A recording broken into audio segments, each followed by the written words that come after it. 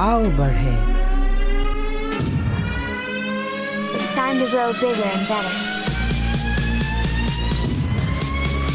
It's time to make progress.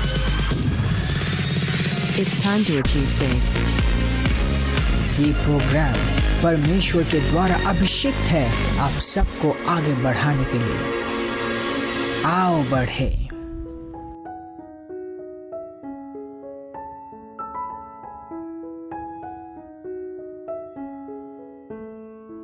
Pastor Zion. Transforming lives through the Word of God.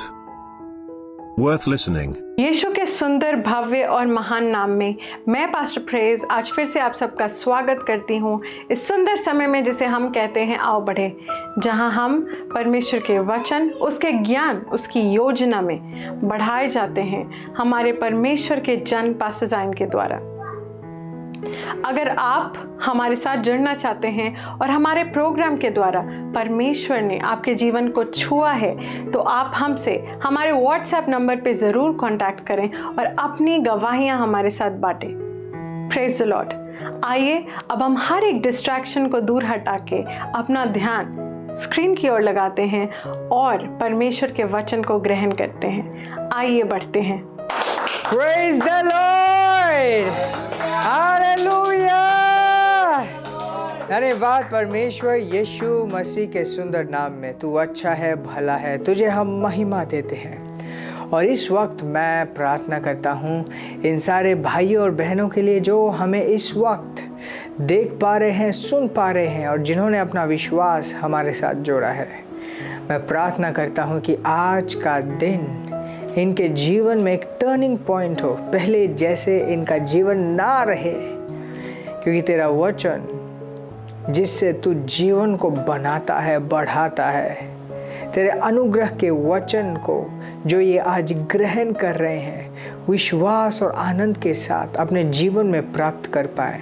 मैं प्रार्थना करता हूँ कि एक संपूर्ण समाधान और अनुग्रह तेरा वचन इन सब के जीवनों में लेकर आए और इनका जीवन पहले जैसे ना रहे, यीशु मसीह के नाम में। Amen, amen. Praise the lord. मैं आप सबको इस बहुत ही खास, अभिषेक और स्पेशल प्रोग्राम आओ बढ़े में स्वागत करता हूँ। Praise God. एक बार एक व्यक्ति ने कहा कि यीशु का नाम अगर वाकई में इस नाम से कुछ भी हो सकता है तो चलो हम चेक करते हैं।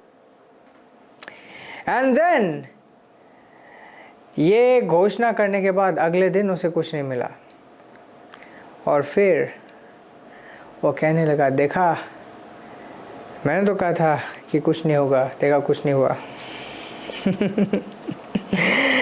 Interesting right. मैं आपको एक वचन दिखाना चाहता हूँ, गलातियों की पुस्तक 4:1।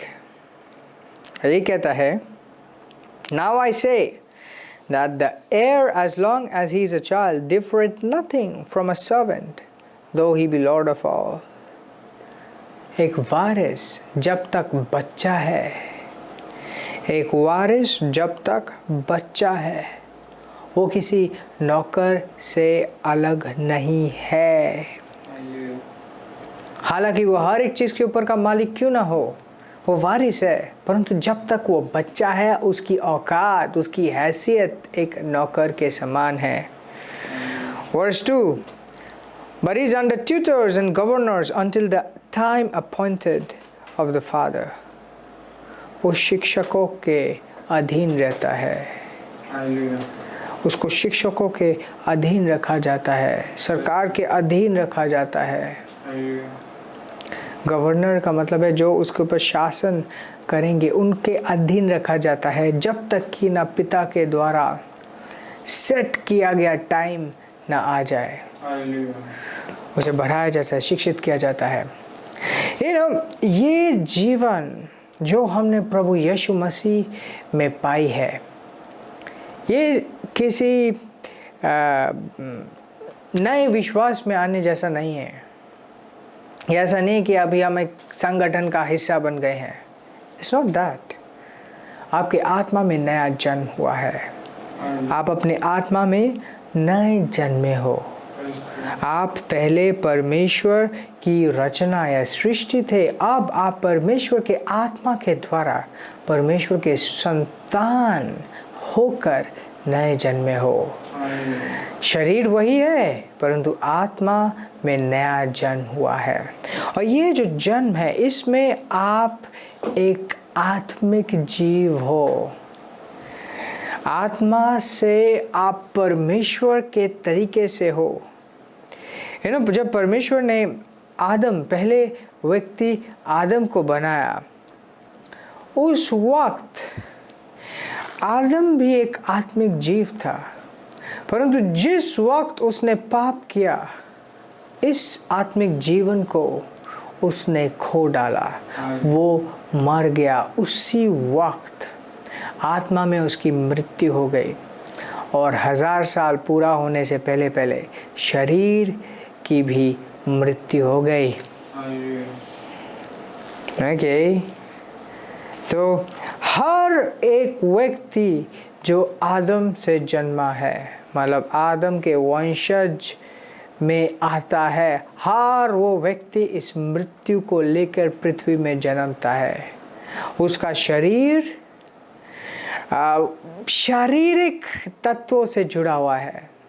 उसे खाना होता है, पीना होता है, सांस लेनी होती है और उसका शरीर चलता है। परंतु जब आप नए जन्मते हो, आपके आत्मा में जीवन भर आता है। परमेश्वर दोबारा आपकी आत्मा को जिला देता है और आप परमेश्वर के पुत्र बन जाते हो। जीवन क्या है? परमेश्वर जीवन का लेखक है। जहाँ परमेश्वर है वहाँ जीवन है, और जहाँ परमेश्वर नहीं वो ही मृत्यु है, वो ही अंधकार है। पाप आ जाने के बाद एक व्यक्ति परमेश्वर से कट गया, मृत्यु में आ गया, जीवन से कट गया। परंतु जब हम मसीह में नया जन्म पाते हैं, हम आत्मा में परमेश्वर के साथ एक बनकर परमेश्वर के जीवन के द्वारा हम नए जन्मते हैं। उसकी आत्मा के द्वारा हम नया जन्म पाते हैं। That's so wonderful, that's so great, hallelujah. और इस जीवन में शिक्षित होना, मैच्योर होना बहुत इम्पोर्टेंट है। एक बच्चा जब इस पृथ्वी में कोख से निकलता है, पहले ही दिन से हिंदी या अंग्रेजी बोलते हुए नहीं निकलता, नहीं वो चलते हुए निकलता है, नहीं वो सिग्नेचर करते हुए निकलता है। वो बच्चा है। वो क्या है? बच्चा है। क्योंकि वो बच्चा है, वो शिशु अवस्था में है, उसे पोषण की ज़रूरत है, परवाह की ज़रूरत है। उसकी माता उसका देखभाल करते हैं। इनफैक्ट उसकी मम्मी ने, उसके पापा भी, पूरा परिवार, चाहे दादा दादी, भाई बहन, सब लोग मिलके, चाचा चाची, नाना नानी, सब लोग मिलके उस बच्चे को बड़ा करते हैं, अलग अलग समय में अपनी भूमिकाओं को निभाते हुए। जब वो बड़ा होता है, अगर वो ठीक से उसका पालन किया हो तो एक बहुत अच्छे रूप को वो धारण करता है। वो शिक्षित होता है, उसके अंदर तेजी, मतलब एक एक्सीलेंस चमकती है। बोलने को क्या, वो बड़े बड़े काम करता है और फिर अपने वंश को आगे बढ़ाता है। Praise the Lord. So the same applies here. जब आप नए जन्मने के बाद जो नेक्स्ट चीज़ जो बहुत इम्पोर्टेंट है वो है मैच्योरिटी मतलब बड़े होना, आत्मा में बड़े होना। अगर आप नए जन्मे और आत्मा में आपने अपने आप को शिक्षित नहीं किया तो आपकी हालत उस व्यक्ति के जैसे होगी जो एकदम निष्फल है, यीशु के नाम में कुछ भी मांगता है और अगले ही दिन उसे कुछ नहीं मिलता, उसे समझ ही नहीं है। Praise God. क्या आप जानते हो परमेश्वर ने हर एक चीज के ऊपर आपका नाम लिखा है? हर एक चीज आपकी है। वचन दिखाता कि everything is yours, all things are yours. Praise God. परंतु एक तरीका है, एक रास्ता है। आज हम इसी के ऊपर थोड़ा सा देखेंगे, मैच्योरिटी के ऊपर हम बात करेंगे। मैं आपको पहला कोरिन्थियन 13 के 11 से एक चीज़ दिखाना चाहता हूँ। ये कहता है कि when I was a child I spake like as a child, I understood as a child, I thought as a child, but when I become a man I put away childish things। जब मैं बच्चा था मैंने बच्चे की तरह बोला, मैंने बच्चे की तरह समझा और मैंने बच्चे की तरह सोचा। मतलब बड़े जब होते हैं ना तो सोच समझ के फिर बोलते हैं। अब ये बच्चा था तो वो कुछ भी बोलता था, कुछ भी समझता था और कुछ भी सोचता था। सोचना एकदम आखिर में करता था। But when I became a man, I put away childish things। जब मैं पुरुष बना, मतलब जब मैं बड़ा हुआ, जब मैं परिपक्व हुआ, तो मैंने उन बचपने की चीज़ों को त्याग दिया, छोड़ दिया। Isn't it amazing? Praise God. So, growth is important. बहुत बहुत important है। Growth is important. Maturity is important. आत्मा में आपका बड़े होना बहुत important है, वरना आप कभी चल नहीं पाओगे। Exactly. And how do we grow? How do we grow? How do we grow? परमेश्वर के साथ चलते चलते, सही भोजन खाते खाते, नियंत्रण में, शासन में, एक चीज़ होता है डिसिप्लिन में रहते हुए, एक्सरसाइज करते हुए एक व्यक्ति मैच्योर होता है, ग्रो होता है। ग्रोथ एक मिरेकल है, एक चमत्कार जैसा है, परंतु ये ग्रोथ एक दिन में नहीं होता। बट जब होता है सब देखते हैं। Praise God. एक बच्चा जब जन्मा था, वो बच्चा कितना छोटा था, वो एक दिन में नहीं दिखा कि अच्छा देखो हाथ बड़ा हो रहा है, पैर बड़ा हो रहा है, सिर बड़ा हो रहा है। उस बच्चे को क्या जरूरत थी? दूध पिलाते जाओ, सुलाते जाओ, सफाई करते जाओ, दूध पिलाते जाओ, सुलाते जाओ, उसे सफाई करो, दूध पिलाओ, एक साइकिल की तरह करते जाओ, करते जाओ, करते जाओ, करते जाओ, करते जाओ। और वो बच्चा क्या करेगा? उठेगा, रोएगा, दूध पिएगा, सोएगा, अपना वॉशरूम के काम करेगा, दोबारा उठेगा, सेम चीज़। बट देन उसके पेरेंट्स ने ये नहीं कहा कि चलो इसे छोड़ देते, क्या ये सेम ही चीज़ें कर रहा है। हर एक माता पिता को पता है कि ये बच्चा बड़ा होने वाला है और ये जो इसको अभी पाला जा रहा है ये सदैव के लिए नहीं है। ये पहले कुछ साल ये ऐसे ही रहेगा, उसके बाद थोड़ा सा बड़ा होगा, फिर चलना सीखेगा, बोलना सीखेगा, उसके बाद इसे स्कूल में डालना पड़ेगा, बड़ा होगा। Praise God. But I tell you, growth is exciting. बड़े होना एक एक्साइटमेंट से भरा हुआ एक सफ़र है। एक बच्चा कुछ नहीं कर सकता था, सिर्फ रो सकता था। अभी वो अचानक से एक दिन दिखता है कि हाँ वो पलट के सोया हुआ है, वो खुद पलटना सीख गया। कुछ समय बाद वो पकड़ना सीख गया, अब वो टॉयज को पकड़ना शुरू कर दिया है, उठना सीख गया। ओ थोड़े दिन बाद वो चलना भी सीख गया, समझना सीख गया। उसे बोलो मम्मा कहाँ है, बोलते ये, पापा कहाँ है ये। कुछ दिन बाद, कुछ साल बाद इतना बोल रहा है, इतना बोल रहा है, सब लोग कह रहे हैं कि इतना ज़्यादा क्यों बोल रहा है। But then that's exciting. Praise God. बहुत से माता पिता जब उनके बच्चे बहुत कुछ कामयाब कर लेते हैं अपने जीवन में, फिर भी उनके पेरेंट्स कहते कि हाँ, इसने तो बहुत कुछ कर लिया, बट फिर भी ये हमारे लिए तो बच्चा ही है। वाह, क्यों ऐसे क्यों कहते हैं?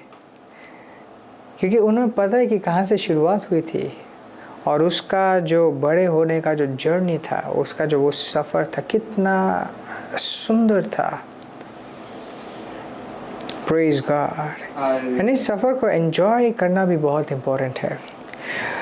सो बिफोर वी बिगिन, इससे पहले कि मैं मैच्योरिटी के बारे में बात करूँ, नो कि आपका एक जर्नी है, मैच्योरिटी में जर्नी है, स्पिरिचुअल मैच्योरिटी में एक जर्नी है जिसे आपको ट्रैवल करना है।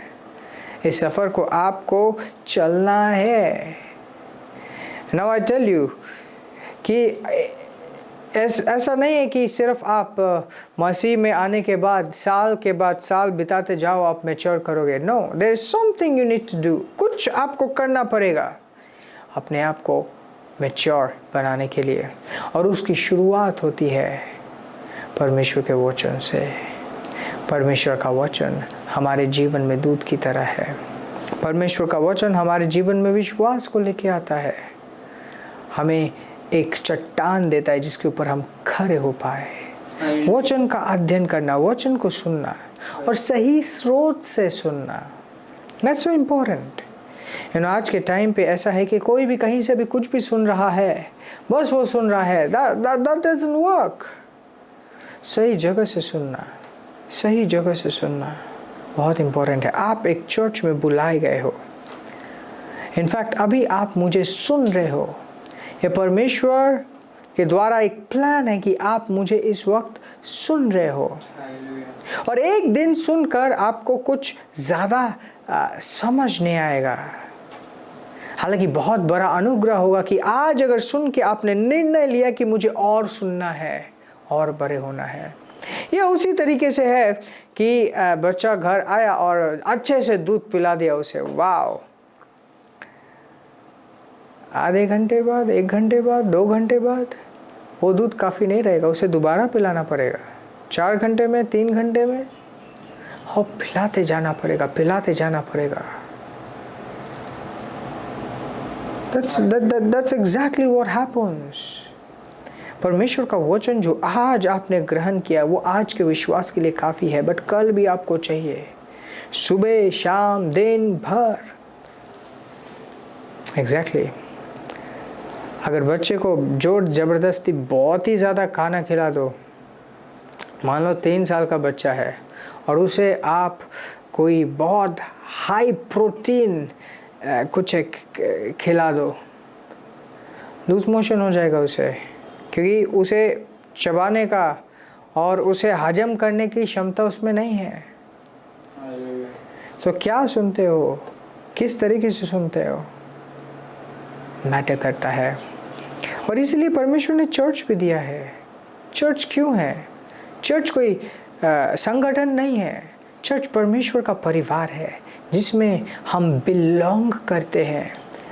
आप वहाँ पे नए जन्मे हो तो यहाँ पे आप उस परिवार के हिस्सा हो। परमेश्वर ने उस परिवार में आपके लिए भाई बहन, आपके माता पिता को रखा है कि आप उस परिवार में रहते हुए अपने ग्रोथ, अपने मैच्योरिटी के जर्नी को ट्रैवल कर पाओ।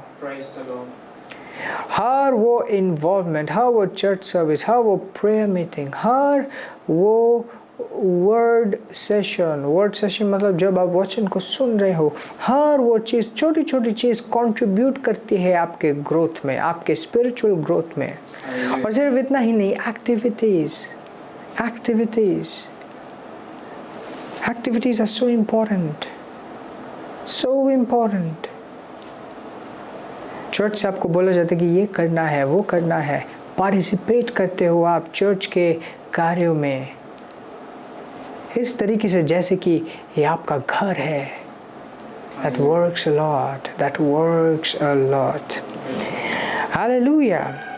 तो ये शुरुआत होती है वचन से, और उसके बाद सिर्फ वचन को ग्रहण करना काफ़ी नहीं है, परिवार के साथ जुड़ना भी बहुत इम्पोर्टेंट है। परिवार के साथ जुड़ना भी बहुत इंपॉर्टेंट है। And then it's important that you check on yourself. आप देखो कि आप पहले से ज़्यादा विश्वास में दृढ़ हो रहे हो या नहीं हो रहे हो। कैसे देखोगे? फलों को देखकर। अपने जीवन में जो फल दिखाई देते हैं उन फलों को देखकर आप जांच पाओगे कि आप अपने जीवन में उन्नति कर पा रहे हो या नहीं पा रहे हो। कुछ स्क्रिप्चर्स मैं आपके सामने रखूंगा। पहला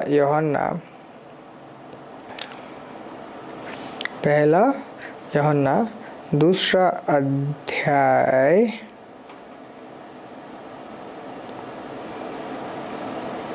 पहला वर्ष से शुरू करते हैं।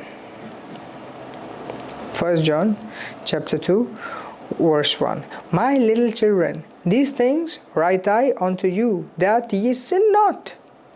And if any man sin, we have an advocate with the Father, Jesus Christ the righteous. Hallelujah. Verse 2. And he is the propitiation of our sins, and not for ours only, but for the sins of the whole world. प्यारे बच्चों, मैं तुम्हें कहता हूँ कि पाप मत करो।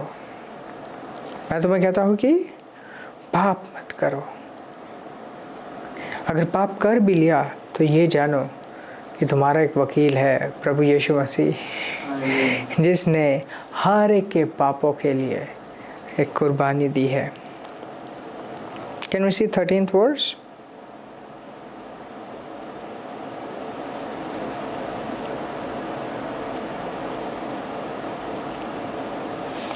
Okay, 13th verse को हम बाद में देंगे। Let us go to 14th verse. 14th. I have written unto you, fathers, because ye have known him that is from the beginning. पहले ही कहता कि बच्चों, मैं तुम्हें कहता हूँ कि पाप मत करना। मतलब बच्चे का आइडेंटिटी क्या है? वो पाप में फंस जाता है, वो अपने ऊपर नियंत्रण नहीं रख पाता। इट्स लाइक एक व्यक्ति एक बच्चा जो चल नहीं पा रहा, अभी भी चलना उसे सीखना है। Verse 14. I have written unto you, fathers, because you have known him that is from the beginning. और पिता, मैं तुमसे लिखता हूँ क्योंकि तुमने उसे जाना है। किसको जाना है? परमेश्वर को जाना है। और उसके बाद कहते हैं I have written unto you, young men. अब वो दूसरे श्रेणी के बारे में कहते हैं young man। तो हमने 3 श्रेणी देखे, एक बच्चा, एक होता है पिता और एक है young man। कहते हैं young man, I have written unto you, young men, because ye are strong and the word of God abide in you and ye have overcome the wicked one. तो पहले वाले को क्या करना? पहले स्टेज में है कि ओके, तुम पाप मत करो, और पाप अगर कर भी दो तो परमेश्वर तुम्हें माफ़ कर देगा। मतलब उसे अपने जीवन को छोटी छोटी चीज़ों को ध्यान में रखना ऐसे स्टार्ट करता है। वो वचन में अपने आप को अध्ययन करता है, वचन को समझता है, वचन के अनुसार चलना सीखता है, गड़बड़ाता भी है और गड़बड़ करके फिर मतलब कभी कभार वो गिर भी जाता है, लड़खड़ा भी जाता है, बट उसे दोबारा खड़े होना है, चलते रहना है। और एक टाइम आएगा कि वचन उसके अंदर रहेगा, वचन उसके अंदर रहेगा। और ये कहता है I have written unto you, young men, because ye are strong. Ye are strong. पहले वो वीक था, अभी क्या बन गया? Strong. Hallelujah. Ye are strong and the word of God abideth in you. परमेश्वर का वचन तुम में बना हुआ है। And ye have overcome the wicked one. और तुमने शैतान को हरा दिया। बहुत ही जल्द चर्च जाते जाते, वचन अध्ययन करते करते वो प्रेयर करना सीख गया है, वो अभी चलना सीख गया है, किस तरीके से वो आगे बढ़ेगा सीख गया है। वाह वाह, तो ये क्या हो गया है? यंग हो गया है। एंड वर्स 15 कहता है love not the world neither the things that are in the world. If any man love the world, the love of the Father is not in him. तो यंग मैन का सलाह ये है कि तुम अब दुनिया से प्रेम ना करो। ये कौन है? ये वो है जो शैतान को हरा चुका है, जिसके अंदर वचन है, मतलब उसके जीवन में रिजल्ट्स है, उसके जीवन में अब ये टाइम आ गया है, वो रिजल्ट्स देखना शुरू कर दिया है। उसने वो फ्रूट्स देख रहा है कि हाँ मैं अपने जीवन में कामयाबी के रास्ते में जा रहा हूँ, बट ये वो समय है, इस कामयाबी से प्रेम मत करो। इस कामयाबी से प्रेम, इस दुनिया की चीज़ों से प्रेम मत करो। अगर कोई दुनिया की चीज़ों से प्रेम करता है तो उसके अंदर परमेश्वर का प्रेम नहीं है। So you see there are different phases, अलग अलग फेज है, मैच्योरिटी का अलग अलग फेज है। एंड देन हम आगे पढ़ेंगे तो देखेंगे पिताओं के बारे में कहा गया है। Praise God. एक व्यक्ति अपने जीवन में बहुत कुछ कर सकता है अगर वो परमेश्वर को अपने जीवन में चुने। एंड मैं आज आपको इनवाइट कर रहा हूँ, अगर आप किसी भी आत्मिक परिवार के हिस्सा नहीं हैं, आज परमेश्वर आपके हृदय में डाल रहा है कि आप मेरे साथ जुड़े, कि आप अपने विरासत को जान पाए और आप मसीह यीशु में मैच्योर हो पाए। So it's an invitation. दिए गए कॉन्टैक्ट्स में आप हमसे जुड़ सकते हो और कह सकते हैं कि ओके ब्रदर, ओके पास्टर, मैं अभी जुड़ना चाहता हूँ। Praise God, praise God, praise God. बहुत कुछ है आपके लिए परमेश्वर के पास, और ये वक्त है, मुझे यकीन है आपने बहुत कुछ सीखा समझा। ये वक्त है हम प्रभु की आराधना करेंगे, परमेश्वर को धन्यवाद देंगे, आदर देंगे अपने भेंटों के द्वारा। और जैसे अपने ऑफरिंग्स को आप रिलीज़ कर रहे हो, ये टाइम है, मैं आपके लिए प्रार्थना करूंगा। धन्यवाद परमेश्वर इन सारे भाई और बहनों के लिए जो इस वक्त अपने ऑफरिंग्स को रिलीज़ कर रहे हैं। यीशु के नाम में इनके विश्वास के साथ मैं अपना विश्वास जोड़ता हूँ और घोषणा करता हूँ कि ये विजय हैं। इनका विश्वास प्रबल होता है और एक संपूर्ण समाधान को इनके जीवन के ऊपर घोषणा करता हूँ यीशु मसीह के नाम में। और घोषणा करता हूँ कि पवित्र आत्मा और हक के साथ इनके जीवन में कार्य करेगा यीशु के नाम में। धन्यवाद परमेश्वर। Praise the Lord. आशीषित रहें और आगे बढ़ते रहें। Isaiah 41:13. The Lord your God says to you, do not fear, I will help you. Isaiah 41:13. The Lord your God says to you, do not fear, I will help you. This program is brought to you by Ambassadors of Zion Church, making the world a better place.